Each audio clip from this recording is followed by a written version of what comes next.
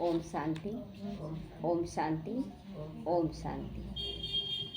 बाबा कह रहे मीठे बच्चे, तुम्हें नशा चाहिए कि हमारा पारलौकिक बाप वंडर ऑफ द वर्ल्ड यानी स्वर्ग बनाता है, जिसके हम मालिक बनते हैं। इसका नशा बाबा कहता है कि हम बच्चों को सदा चढ़ा रहना चाहिए कि स्वयं भगवान जो सारी दुनिया को रचने वाला है, वो हमारे लिए, हम बच्चों के लिए स्वर्ग बना रहा है और उस स्वर्ग के हम मालिक बनने वाले हैं। कितना बड़ा नशा है कि भगवान है मेरा बन गया, मेरे लिए तैयारी कर रहा है। प्रश्न है, बाप के संग से तुम्हें क्या क्या प्राप्तियां हुई हैं? अभी बाबा चेक करवा रहा क्या क्या प्राप्तियां हो रही हैं।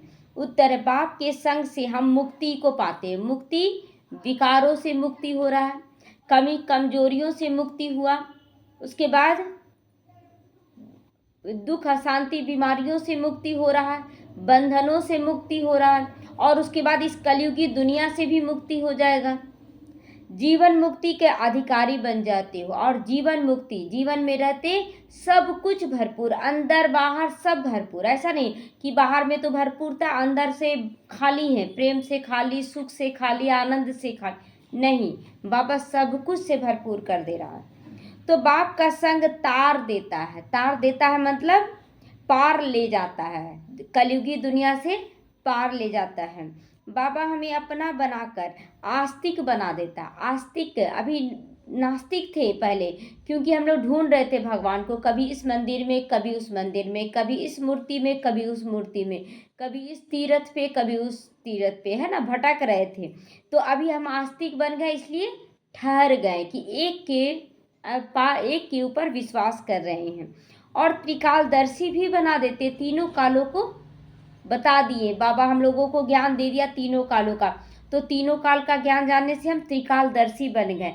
हम भूतकाल में, अभी क्या है कि किसी पति पत्नी में होता है कि पत्नी खराब होती है तो पति अच्छा होता है, बहुत प्यार से संभालता है। किसी घर में आप देखिएगा कि पत्नी बहुत सहन कर रही है, पति सहारा है। हम लोग बोलते हैं कैसा उसका पति है, कैसी उसकी पत्नी है। न पति बुरा न पत्नी बुरा, आत्माओं का खेल चल रहा है। ये आत्माओं का हिसाब किताब चुकतू किया जा रहा है। अब ना पत्नी अगर बुरी तो उसके लिए भी बुरा नहीं सोच सकते हैं, पति अगर बुरा तो उसके लिए भी गलत नहीं सोच सकते। सब अपना अपना रोल अदा कर रहे। तो त्रिकालदर्शी बन गया ना, जो पिछला कर्म करके आया जैसा वैसा ही वर्तमान में अभी पाठ बजा रहा, और वर्तमान में जैसा करेगा वही भविष्य उसका बन जाएगा। तो हम रचना और रचता के आदि मध्य अंत को जान गए हैं। रचता का भी जान गए हैं कि कैसे बाबा आता है, कैसे अपना पाठ बजाता है, कैसे फिर सबको साथ ले जाता है। तो रचता का भी आदि मध्य अंत जान गए हैं, और रचना के भी आदि मध्य अंत को जान गए हैं।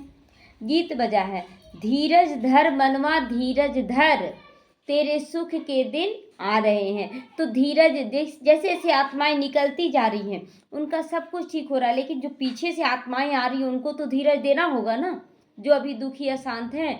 तो बाबा उनको भी बोल रहा है धीरज धरो, तुम्हारे सुख के दिन जरूर आएंगे। ओम शांति। ये कौन कहते हैं सुख के दिन आएंगे? बाबा कहते हैं। बच्चों को बाप कहते हैं। सब बच्चों को कहना होता है ना। अब देखिए जो निकल गए, जो निकल रहे हैं उनके लिए तो भी बाबा को धाड़स देना होगा ना, क्योंकि सब दुखी हैं, अधैर्य हैं, धैर्य नहीं है किसी के अंदर।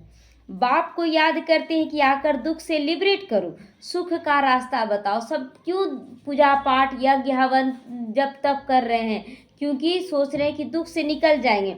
अभी देखिए कि एक माता का बहुत ज़्यादा बीमारी हुआ, उसके लिए यज्ञ रच दिया गया, मंदिर में पैसा दे दिया गया, मेरे लिए यज्ञ करवा दो। अपने कुछ नहीं कर रहे हैं, यज्ञ रच रहे हैं। तो बाबा कहते हैं कि देखो खुद करना है, तुम्हें दूसरों पे डिपेंड नहीं रहना, वही नास्तिकपना हुआ।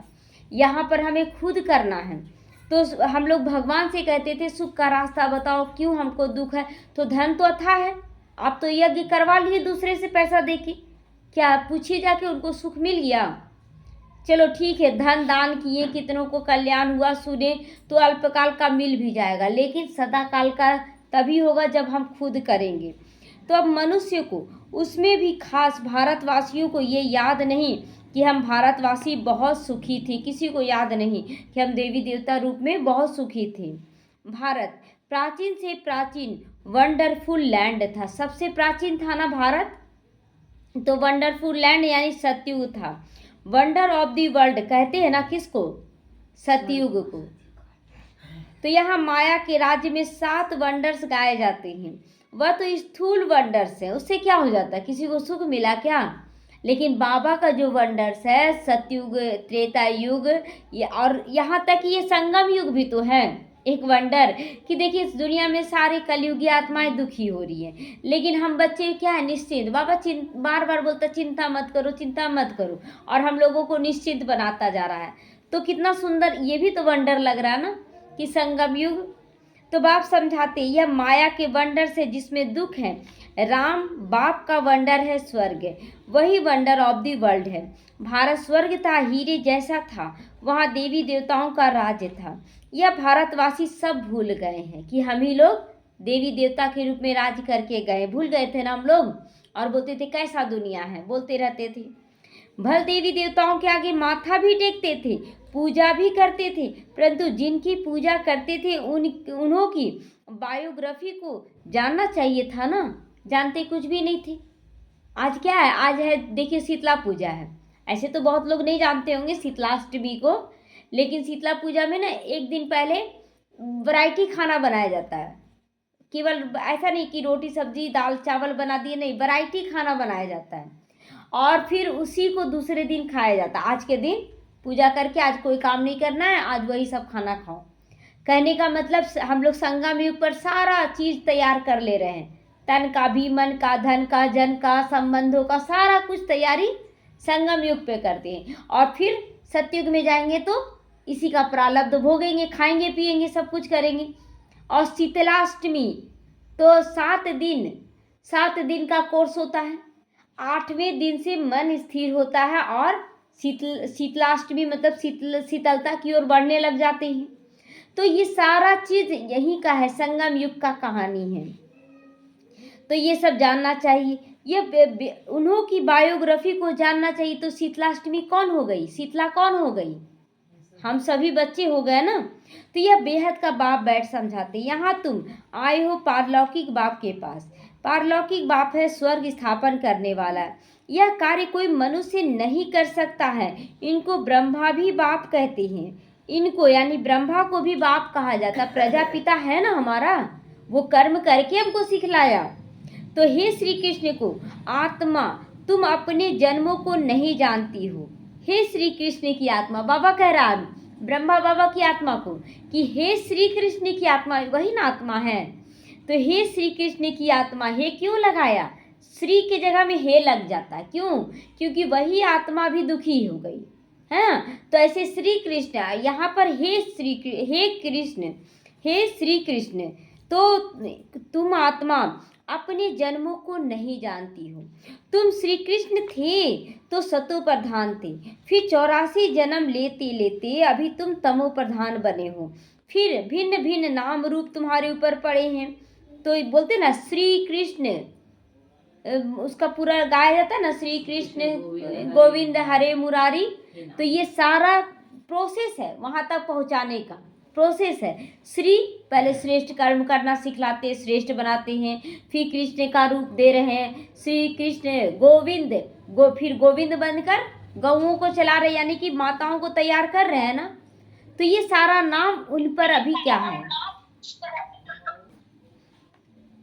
तो बाबा कहता है ये भिन्न भिन्न नाम तुम्हारे ऊपर पड़े हैं। अभी तुम्हारा नाम ब्रह्मा रखा है, अभी नाम क्या पड़ा, ब्रह्मा।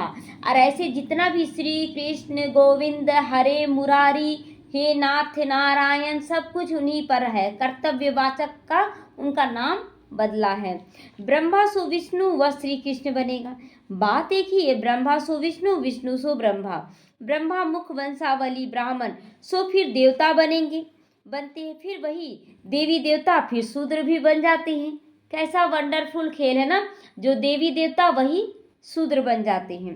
अभी तुम ब्राह्मण बने हो, अभी बाप बैठ तुम बच्चों को भी समझाते हैं। यह है भगवानुवाच, ये सब पीछे पीछे हम लोग का भी वही चीज हुआ है। जो ब्रह्मा बाबा या श्री कृष्ण का हुआ वही रोल हम लोगों का भी हुआ है। तुम हो गए अभी स्टूडेंट, अभी हम लोग पढ़ रहे हैं। तो तुमको कितनी खुशी होनी चाहिए, परंतु इतनी खुशी रहती नहीं है सबको। इतनी खुशी है, नशा है। बाबा पहला लाइन में ही नशा चढ़ाया कि तुम स्वर्ग के मालिक हो। वो स्वर्ग जो भगवान निर्माण कर रहा है, उस स्वर्ग के तुम मालिक बनते हो। कितना नशा चढ़ा रहा है। तो धनवान धन के नशे में बहुत खुश रहते हैं ना, तो यहाँ तो तुम भगवान के बच्चे बने हो। नशा कितना चढ़ना चाहिए, भगवान के बच्चे बने हो। इतनी खुशी में लेकिन नहीं रहते हो, चेहरा उदास रह जाता है, समझते ही नहीं, इसीलिए पत्थर बुद्धि हो ना। पत्थर बुद्धि कहेंगे कि नहीं अब इसको, कि इतना ज्ञान इतना सब कुछ दे रहा फिर भी हम खुश नहीं हैं। तो बाबा कहता है पत्थर बुद्धि है ना, तकदीर में नहीं है तो ज्ञान की धारणा फिर कर नहीं सकते हो। नहीं है तकदीर में तो उदास निराश हताश रोते रहते हैं। अब तुमको बाप मंदिर लायक बना रहे हैं, परंतु माया का संग भी कम नहीं है ना। माया बार बार खींचती है। क्यों? माया स्थूलता के रूप में दिखा रही, जैसे शरीर में है तो स्थूलता के रूप में अभी दिखा रहा है कि बहुत खुशी है।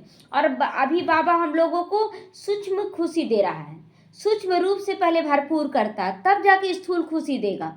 अगर अंदर से आप भरपूर नहीं रहे ना तो बाहर वाला तो विनाश ही है, वो विनाश हो जाएगा। तो इसलिए बाबा का कार्य एकदम अंदर से चल रहा है। पहले जड़ मजबूत कर रहे हैं, उसके बाद ऊपर का तो दीवार अपने आप खड़ा हो जाता है। तो गाया हुआ संग तारे कुसंग बोरे, तो अभी बाहरी का संग में नहीं जाना है। बाप का संग तुमको मुक्ति जीवन मुक्ति में ले जाता है, फिर रावण का संग तुमको दुर्गति में ले जाता है। तो 5 विकारों का संग हो जाता है ना भक्ति में। नाम कहते हैं सत्संग, परंतु सीढ़ी तो नीचे उतरते आए हैं। कहाँ सत्संग से तरे हैं? तरे हैं कहीं भी सुनते आए हैं प्रवचन इतना, देखिए कितना दुखी हो रहे हैं। सीढ़ी से कोई धक्का खाएगा तो जरूर नीचे ही गिरेगा ना। अब सीढ़ी में बहुत भीड़ है, अगर कोई एक बार थोड़ा सा धक्का दे दिया तो आप कितना नीचे गिर जाएंगे। बस वही चीज़ होते गया, थोड़ा सा कोई धक्का दिया बहुत नीचे गिर गए। गुस्सा नहीं कर रहे थे, लेकिन अचानक कोई कुछ कर दिया, पूरा भड़ास निकाल दिए, नीचे गिर गए ना। तो सबका सदगति दाता एक बाप है, और वैसी वैसी आत्माओं का भी सदगति दाता बाप आया हुआ है। कोई भी होंगे भगवान का इशारा ऊपर में करेंगे ना। कोई भी धर्म स्थापक आए तो कहाँ इशारा किए? ऊपर में है भगवान, नीचे तो नहीं बोला, नहीं बोला। तो अब बाप बिगैर बच्चों को परिचय कौन दे? सब तो नीचे गिर गए हैं, अब कौन परिचय दे? तो बाप ही बच्चों को अपना परिचय देते हैं, उनको अपना बनाए, सृष्टि के आदि मध्य अंत का नॉलेज देते हैं। बाप कहते मैं आकर तुमको आस्तिक भी बनाता हूँ। तुम तो नास्तिक थे, नास्तिक थे हम लोग। पहले बोलते थे कि हम लोग पूजा पाठ करते, हम तो आस्तिक है। बिल्कुल भी नहीं। आप जब भटक रहे हैं तो आप नास्तिक ही हैं, आपको भगवान नहीं मिला है। क्यों गाया जाता है मन चंगा तो कठौत में गंगा? अगर आप आस्तिक है तो एक जगह कीजिए, भटकने का क्या जरूरत है? तो त्रिकालदर्शी भी बाबा बना देते हैं हम लोगों को। यह ड्रामा है, यह कोई साधु संत आदि यहाँ ज्ञान नहीं दे रहा है। यहाँ साधु संत आदि नहीं जानते ये सब बातें, वह होते हद के ड्रामा। यह है बेहद का ड्रामा। जो पिक्चर दिखाते हैं तो वो हद का ड्रामा है, और ये जो सृष्टि चक्र का ड्रामा बाबा दिखा रहा है ये बेहद का ड्रामा है। इस बेहद के ड्रामा में हम सुख भी बहुत देखते हैं तो दुख भी बहुत देखते हैं। अब देखिए कि जो पहले जन्म लिया वो बुढ़ापा में आएगा ना, और जो थोड़ा दिन के बाद जन्म लिया वो तो हमसे बूढ़ा ज़्यादा नहीं होगा, हमसे कम ही होगा। तो इसीलिए हाँ, बुढ़ापा में ज़्यादा दुख देखेंगे, और जो युवा में ही है उनको क्या दुख रहेगा, वो तो झेल लेंगे ना। तो इसीलिए दुख भी ज़्यादा तो सुख भी तो ज़्यादा देखते हैं। तो इस ड्रामा में श्री कृष्ण और क्रिश्चियन का भी कैसा हिसाब किताब है। उन्होंने भारत को लड़ाई रजाई ली, अभी तुम लड़ते नहीं हो, योग बल से हम लोग लड़ाई लेते हैं। वह आपस में लड़ते हैं, रजाई तुमको मिल जाता। बाहर वाले लड़ते हैं ना, और रजाई कौन ले लेता है? हम बच्चे लेंगे, बाहर वाले लड़ेंगे। हम लोग को लड़ाई झगड़ा नहीं करना है। कैसे? जैसे कि घर में है ना, आप एकदम शांत होकर हैं, 3 भाई है, एक भाई ज्ञान में चल रहा है और बहुत अच्छे से चल रहा है, तो 2 भाई तो आपस में दोनों के अंदर विकार है, दोनों लड़ रहा है, लेकिन दोनों के मन में चल रहा है ये तीसरा भाई ही ठीक है, देखो कितना अच्छा से रह रहा है। अब एक भाई फिर आकर्षित हो गया, नहीं हम क्या आप करते हम भी करेंगे। आकर्षित हुआ ना तो जीता कौन? फिर उसको देखा तो दूसरा भी भाई आ गया। तो इस तरह से रजाई किसको मिला? योग बल द्वारा मिला, लड़ाई करने से तो नहीं मिला। तो यह सब ड्रामा में नूंद है, यह बातें कोई जानता नहीं। ज्ञान देने वाला ज्ञान का सागर एक ही बाप है जो सबका सद्गति करते हैं। भारत में देवी देवताओं का राज्य था, सद्गति थी, बाकी सब आत्माएं मुक्ति धाम में रहती थी। भारत सोने का था, अभी तुम राज्य करते हो। सतयुग में सूर्यवंशी का राज्य था, अभी तुम सत्यनारायण की कथा सुनते हो। सत्य आत्मा का पूरा कथा, नर से नारायण बनने की कथा। नर से नारायण बनने की कथा हो गई ना। सत्य मतलब आत्मा का स्वरूप को जानना, और नर से नारायण बनने की कथा को जानना। ये भी बड़े अक्षरों में लिख दो कि सच्ची गीता से भारत सचखंड और बर्थ पाउंड बन जाता है, हीरे जैसा बन जाता है। बाप आकर सच्ची गीता सुनाते हैं, सहज राजयोग सिखलाते हैं ना। इतना कितना सहज है, कोई भी काम करना नहीं हो रहा, योग को अपना ले, योग से सब कुछ संभव हो जाता है, अच्छा हो जाता है। तो बर्थ पाउंड बन जाती हैं। बाबा टोटके तो बहुत समझाते हैं ना, टोटके, परंतु बच्चे देह अभिमान के कारण भूल जाते हैं टोटका। अब जैसे कि खाना जब बनाते थे तो कोई ना कोई है ना लहसुन प्याज का रस डाल देता था उसमें। अब बाबा टोटका क्या बतवाया, किसी निमित्त का ही आधार लेकर टोटका क्या बतलाया कि बाबा ये भोजन आपके नाम पर बना है, आपके लिए बना है, आपको भोग लगा लिए, अब यही भोजन हम भी खाएं, इसका निगरानी तुम करो। बस सबको दृष्टि दे दिए, बाबा को सौंप दिए, टोटका हो गया। अब कोई भी उसमें नहीं डाल सकता है, डालने आएगा उसकी बुद्धि को तुरंत बाबा टच करेगा, नहीं ये गलत काम मत करो। नहीं किया, आसान हुआ कि नहीं, टोटका किए कि नहीं। तो लोग समझे क्या करके गई है, क्या कर दी है। तो परंतु बच्चे देह अभिमान के कारण भूल जाते हैं और फिर बोलते हैं ये ऐसे कर रहे हैं बाबा, वो ऐसे कर रहे हैं, शिकायत करते रहते हैं। टोटका तो करो, ये सब योग का टोटका है। तो देही अभिमानी बने तो धारणा भी हो जाए, देही अभिमानी बनोगे तब धारणा अच्छी होती चली जाएगी। तो देह अभिमान के कारण धारणा नहीं होती है, देह अभिमान में रहते हो इसीलिए धारणा नहीं होती है। तो बाप समझाते हैं, मैं थोड़े ही कहता हूँ कि मैं सर्वव्यापी हूँ, ऐसा थोड़ी है। बाबा को याद करना है, बाबा को बता देना है, तब जाके बाबा आकर तुरंत आपका सब कुछ ठीक करेगा। बाबा कण कण में तो नहीं है, ऐसा कभी नहीं बोला। मुझे तो कहते भी हो तुम मात पिता, तो मात पिता सब मात पिता हैं, मात पिता तो एक ही होते हैं। तो इसका अर्थ क्या है कि वो सर्वव्यापी हो गए, सबको मात पिता बोल देंगे क्या? कोई खास माता पिता होता है ना। तो तुम्हारी कृपा से सुख घने, तो अभी तो दुख है, यानी कि माता पिता का नहीं है सहारा, तभी तो दुख हो रहा है ना। तो यह गायन किस समय का है, यह भी अभी तुम समझते, यह भी समझते नहीं बाहर वाले। जैसे पंछी चू चू करते रहते हैं, अर्थ कुछ भी नहीं समझते है ना, खाली पंछी चू चू करते रहते हैं, ज्ञान का भू भू करते रहते हैं बच्चे भी, और समझते कुछ नहीं, इसीलिए दुखी होते हैं। अगर ज्ञान को अच्छी रीति समझ जाएं तो दुख का नामो निशान समाप्त हो जाए। वैसे यह भी चू चू करते रहते, अर्थ कुछ भी नहीं जानते। बाबा के बच्चों के लिए है कि पंछी चू चू करते क्योंकि उनका है, तो ये कहाँ से गया? बाबा के बच्चों से गया। बाबा के बच्चे भी ज्ञान बहुत बोलते रहते हैं लेकिन धारणा नहीं कर पाते हैं। तो बाप बैठ समझाते, यह सब है अनराइटियस। अगर बाबा के बच्चे भी ज्ञान तो बहुत लंबा चौड़ा बोल रहे हैं, लेकिन अगर हमारे अंदर विकार है, कोई हमें दुख नहीं दे रहा है लेकिन विकार हमारे अंदर है, अगर हम शांत हैं, 10 लोग भी यहाँ बड़ बड़ बड़ बड़ बड़ बड़ करे, कोई फर्क नहीं पड़ेगा। लेकिन हम ही, मेरे अंदर सहन शक्ति नहीं है, हम बातों को पकड़ लेते हैं, तो कोई एक छोटी सी बात भी हम तिल का ताड़ कर देंगे, ऐसे क्यों बोला, मेरे घर में आके क्यों बोला, मेरापन देह अभिमान है। तो किसने अनराइटियस बनाया, किसने बनाया, गलत कौन बनाया? रावण के संस्कारों ने, रावण ने। तो भारत सचखंड था तो सब सच बोलते थे, चोरी ठगी आदि कुछ भी नहीं होता था वहाँ। यहाँ कितना चोरी आदि करते हैं, दुनिया में ठगी ही ठगी है। इसको कहा ही जाता है पाप की दुनिया, दुख की दुनिया। सत्युग को कहा जाता है सुख की दुनिया। यह है विशेष विकारी दुनिया, वैश्यालय है ये, और सत्युग है शिवालय, वहाँ पर सब पवित्र रहते हैं। बाबा कितनी अच्छी रीति बैठ समझाते हैं, नाम भी कितना अच्छा लगता है ना। अभी ब्रह्मा कुमारी ईश्वरीय विश्वविद्यालय, ब्रह्मा कुमारी ब्रह्मा की संतान बने हैं, और ये विद्यालय किसका है? ईश्वरीय विश्वविद्यालय है, जहाँ पर भगवान पढ़ाते हैं। अब बाप आकर समझदार बनाते हैं, कहते इन विकारों को जीतो, तुम जगत जीत बन जाओगे, सबको जीत जाओगे, सबको जीत लोगे। अगर तुम अपने अंदर की माया को, अपने प्रकृति को जीत लो, प्रकृति माना पूरे शरीर की कर्मेंद्रियों को जीत लो, मन बुद्धि को जीत लो, तो ये हो गया कि प्रकृति जीत। और माया को जीतना मतलब बाहरी प्रभाव कुछ नहीं पड़ना चाहिए हमारे ऊपर, तो ये हो गया विकारों को जीतना, तो जगत जीत बन जाओगे। ये काम ही महाशत्रु है, बच्चे बुलाते भी हैं इसीलिए ना कि हमको गॉड गॉडेज बनाओ, देवी देवता बनाओ, इसीलिए भगवान को हम लोग बुलाते हैं। तो बाप की यथार्थ महिमा तुम बच्चे ही जानते हो। मनुष्य तो ना बाप को जानते हैं, ना बाप की महिमा को जानते, केवल गाते रहते महिमा में, विषय विकार मिटाओ पाप हरो देवा, आप गा तो रहे सभी। अब विषय क्या होता है अभी पूछने जाइए ना, तो विकार तो कुछ देर के लिए बता देंगे, चलो गुस्सा है, काम क्रोध सब बता देंगे, विषय क्या होता है अभी तक बहुतों को नहीं पता है।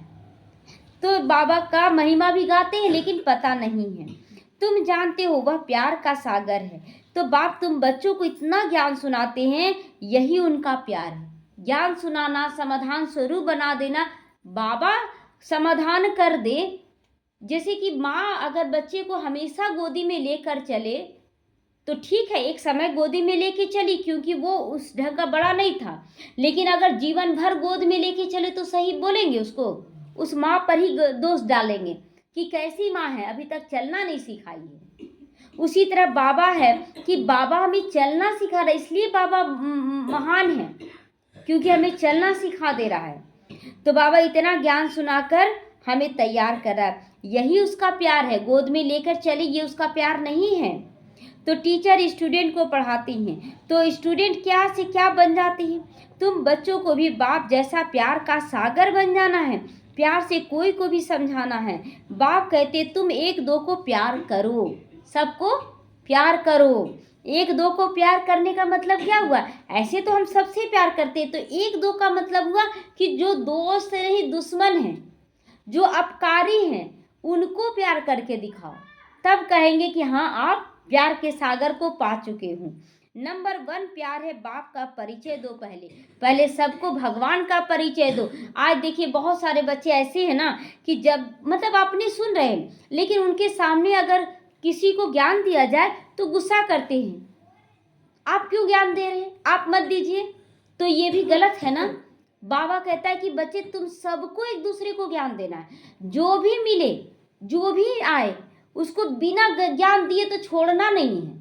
क्यों नहीं छोड़ना, दान दिए तो ग्रहण छूटे, दे दान तो छूटे ग्रहण। तो ये भी हिसाब किताब जो है ना, अगर हम सबको ज्ञान का दान देने लगे, सबको बाप का परिचय देने लगे, तो हमारे ऊपर विक्रम का बोझा जो है वो भी समाप्त होने लगेगा। बोलते ना जो करे सेवा सो पावे मेवा, तो यही तो सेवा है ना। तो तुम गुप्त दान करते हो ना, मनसा दान भी करते हैं तो ये भी गुप्त दान है, ज्ञान दान कर रहे ये भी तो गुप्त दान हो रहा है ना। वो सामने वाला तो समझ रहा है कि ज्ञान दे रहा है, ज्ञान दे रहा है, हम लोग तो गुप्त दान महादान कर रहे हैं। तो एक दो के लिए घृणा भी नहीं रहनी चाहिए, घृणा नहीं रहना चाहिए, वो ऐसा है, वो थोड़ी ज्ञान सुनने वाला, अरे वो आत्मा है, उसका भी स्थिति नहीं है ज्ञान सुनने का, लेकिन हम तो जान रहे हैं ना कि उस आत्मा को भी तैयार करना है, हमको उसको सुनाना है। ये देभान है कि वो नहीं सुनना चाहता, हम क्यों सुनाएं, ये हमारा देभान है। तो नहीं तो तुमको भी डंडे खाने पड़ेंगे, अगर तुम नहीं सुनाते हो ना तो तुमको भी तो डंडे खाने पड़ेगा ना। तुम दान ही नहीं करते हो, इतना मतलब ज्ञान आपको खिला रहे हैं और आप कमाई करके नहीं दिखाएंगे, कुछ करेंगे ही नहीं, तो आपको माँ बाप अच्छा बोलेगा नहीं। तो यहाँ भी बाबा कह रहा है कि अगर तुम किसी से घृणा कर ले तो अरे सुनने लायक नहीं है, ज्ञान वो नहीं सुनना चाहता और आप दे भी नहीं रहे हो, तो बाप धर्मराज का डंडा मिलेगा कि नहीं, तो नहीं तो तुमको भी डंडे खाने पड़ेंगे। किसी का तिरस्कार करोगे तो डंडे खाओगे, तिरस्कार नहीं करो, वो सुनने लायक नहीं है, वो सुनना नहीं चाहता है, लेकिन हमें सुनाना है। कभी भी किसी से नफरत नहीं रखो, ये भी एक नफरत का ही रूप है, वो नहीं सुनना चाह रहा छोड़ दें उसको।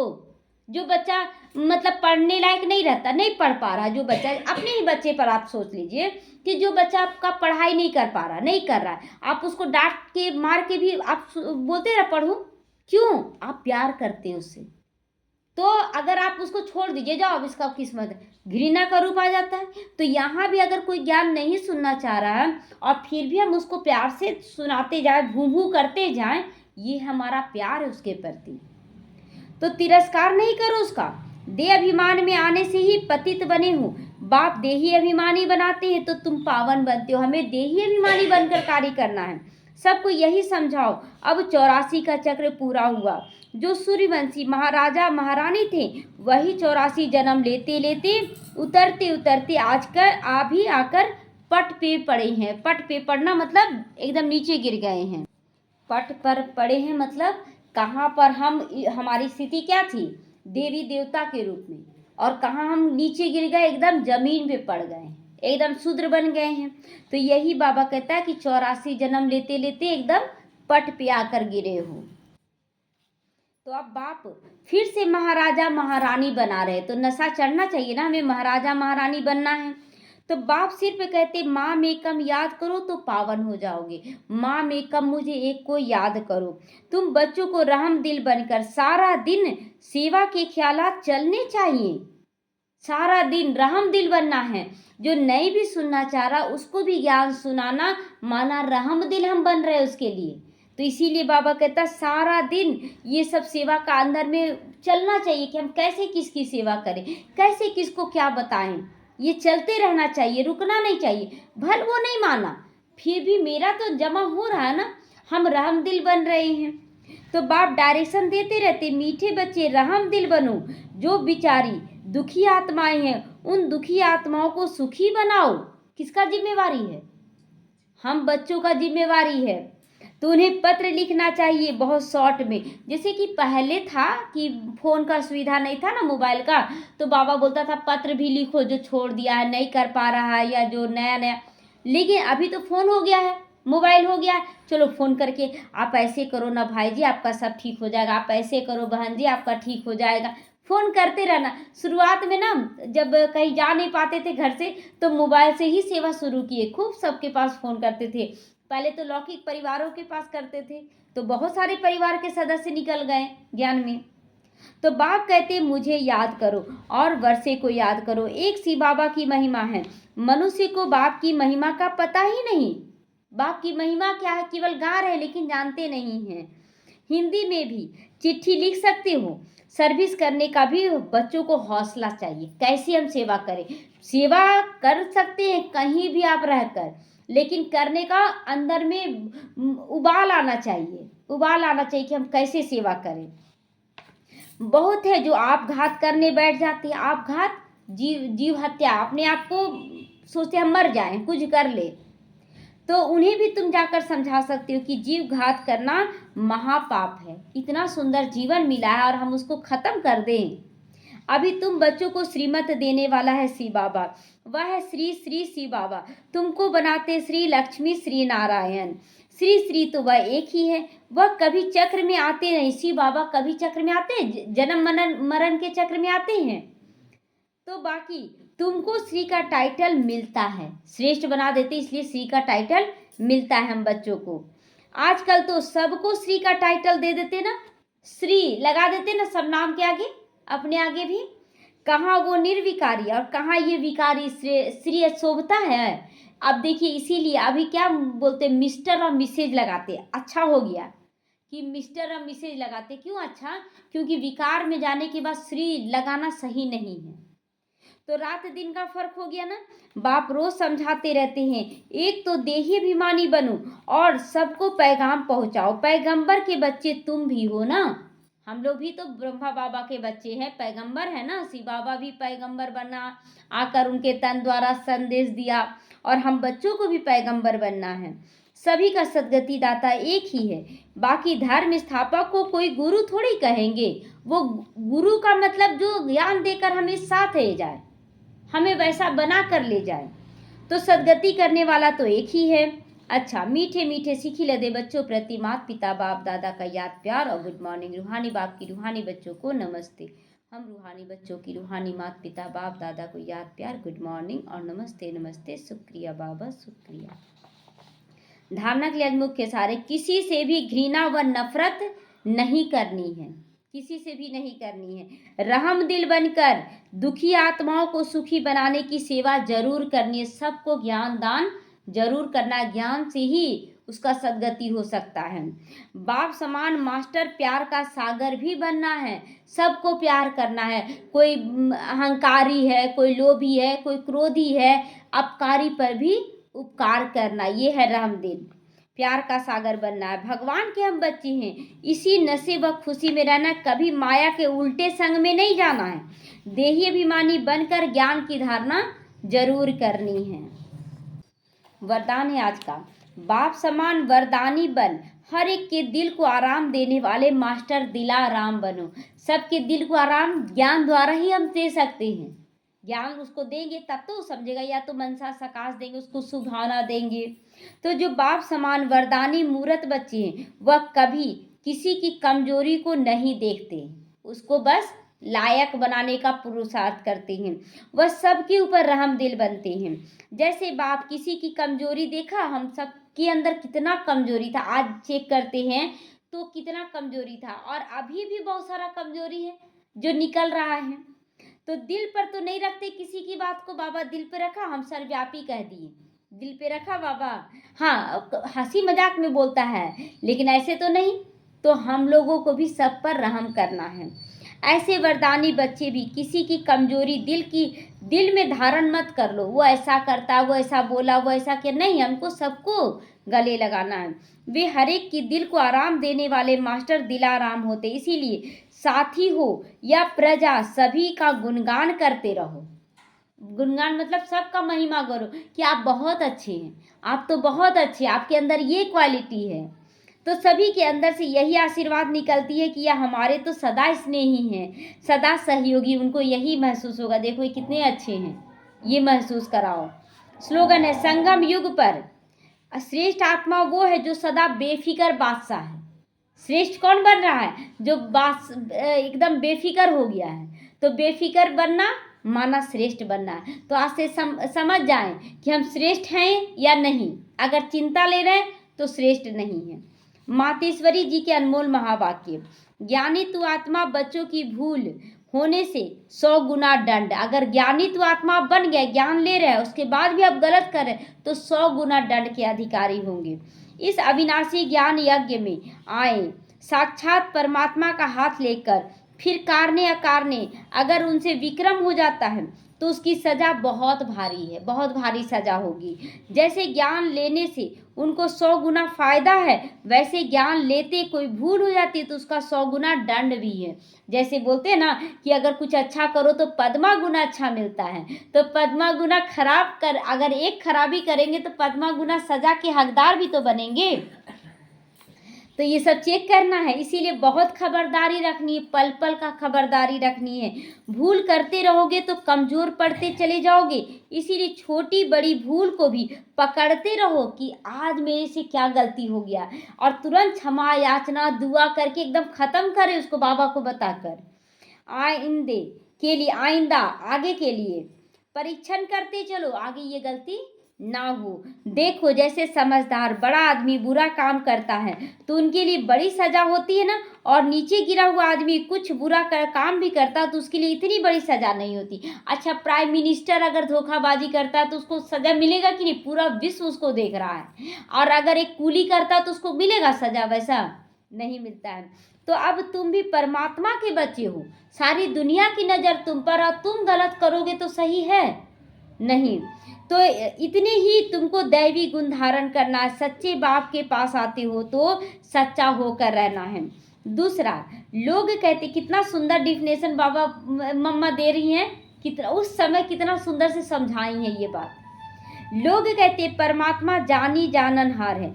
अब जानी जाननहार का अर्थ ये नहीं कि सबके दिलों को जानता है, परंतु सृष्टि रचना की आदि मध्य अंत को जानने वाला है। बाकी ऐसे नहीं कि परमात्मा रचता, पालन करता और संहार करता है। तो इसका मतलब यह है कि परमात्मा ही पैदा करता है, खिलाता है, मारता भी है, परंतु ऐसे नहीं है। अब माँ बाप अपने बच्चों का हत्या करेगा? जन्म दिया, उसको पालना दिया, फिर मार देगा उसको? नहीं ना। तो फिर ये आरोप भगवान पर क्यों हम लगा देते कि वही विनाश करता है? नहीं। मनुष्य अपने कर्मों के हिसाब किताब से जन्म लेते हैं। इसका मतलब ये नहीं कि परमात्मा बैठ उनके बुरे संकल्प अच्छे संकल्पों को जानेगा। वो तो जानता है कि अज्ञानियों के दिल में क्या चलता होगा। अज्ञानियों के दिल में, जैसे कि अभी कलयुग है तो कलयुग के अनुसार क्या चलता होगा ज्ञानियों के दिल में।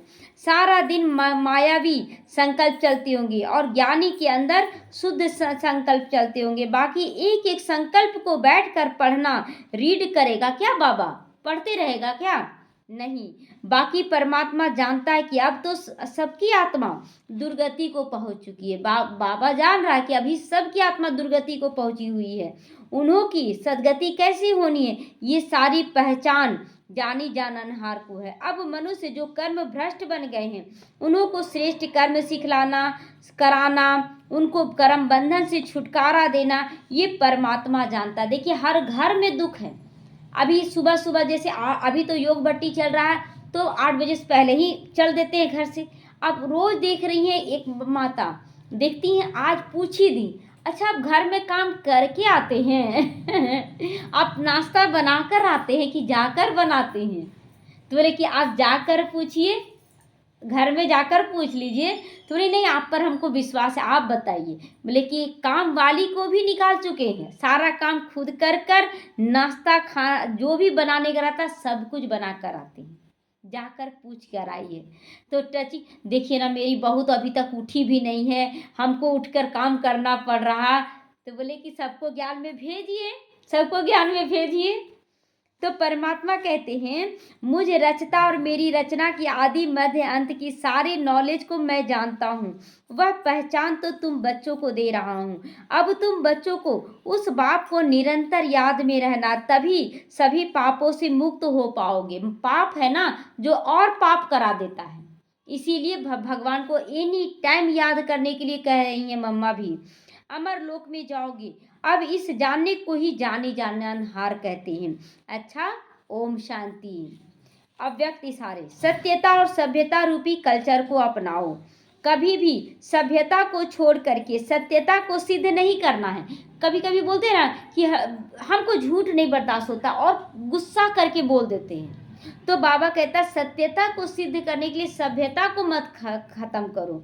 सभ्यता की निशानी निर्माणता, तुम इतना प्यार से उसको समझाओ कि वो भी विकार को छोड़ दे। यह निर्माणता निर्माण का कार्य सहज कर देती, मतलब दूसरों को भी अच्छा बना देती है। जब तक तुम निर्माण नहीं बने हो तब तक निर्माण नहीं कर सकते हो। हम खुद गलत करेंगे और दूसरों को बोलेंगे अच्छा बन जाए, बनेगा नहीं।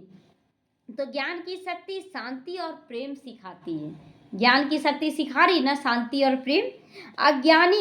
अज्ञान की शक्ति क्रोध को बहुत अच्छी तरह से संस्कार बना लिया है। बना लेते हैं ना, क्रोध से देखो तुरंत काम हो गया, ये गलत है। शांति से थोड़ा देर से काम होगा लेकिन बहुत मजबूत काम होगा। तो यूज भी करते रहते हैं ना, माफी भी लेते रहते, गुस्सा को यूज करते रहते हैं फिर माफी मांगते रहते नहीं। हमें क्रोध को हटा लेना है, हमें प्रेम को संस्कार बनाना है। तो ऐसे अब हर गुण को संस्कार बनाओ, हर ज्ञान की बात को संस्कार के रूप में बनाओ, तो सभ्यता आती जा रही है ना। अब देखिए बात करने का तरीका कैसा हो गया, बहुत प्यार से बोलते, चाह कर भी गुस्सा आएगा, अब नहीं आ रहा है। अभी लगता है नहीं, चलो कोई बोल रहा ना, चुपचाप किनारा पकड़ लेते हैं, नहीं बोलना हमको, और फिर अपना काम करते हैं, फिर मुस्कुरा कर बात करते हैं। वो लोग समझ गए हैं कि चाहे कुछ भी कर लो, ये गुस्से में अब नहीं आएगी, इसीलिए बोल भी देते हैं। अब ये साइलेंस में आ गई, अब कुछ नहीं बोलेगी। हाँ, साइलेंस में कम विक्रम भी नहीं हो रहा, सुभावना भी दे रहे, बाबा को याद करे, आ रहा ना ये क्वालिटी। तो इसीलिए बाबा कहता हर गुण को संस्कार बना लो। ओम शांति।